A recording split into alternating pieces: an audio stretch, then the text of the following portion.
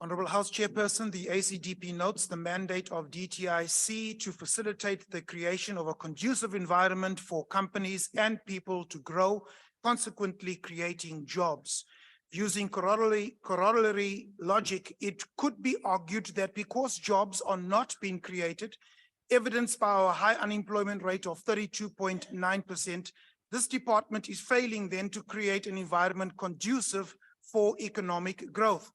The ACDP welcomes the improved ability to measure the department's programs, as this facilitates and bolsters the oversight role the committee must play. We have generally given support to the department's master plans as potential catalysts for economic and industrial growth within their respective sectors, while simultaneously calling for structural reform. The work of DTIC is aligned to Aspiration 1 of the African Union's Agenda 2063, calling for a prosperous Africa based on inclusive growth and sustainable development. Now, if we are to see inclusive growth and sustainable development, then South Africa and her citizens must come first, above political ideology, race-based and cadre deployment policies. The worker empowerment objective must be used to provide equity for workers irrespective of their race. When looking at the failures of Eskom, SAA, Denel, and PRASA, to name a few, we realize that merit and not race-based policies is what is needed to grow our industrial base. In this regard, the Employment Equity Amendment Act does not bring equity.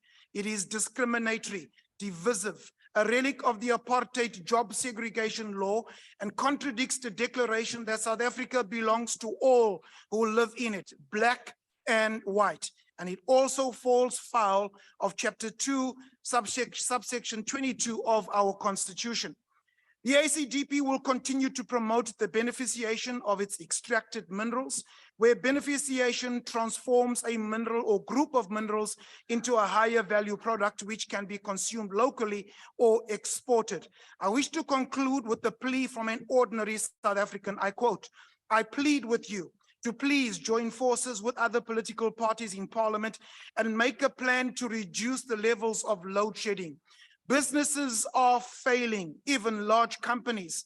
The company that I work for, we are now in millions of rands overdraft, and 1,000 families' income is at threat, all as a result of load shedding." What we need is an alternate caring government that provides solutions to the problems faced by its citizens. That's what is needed.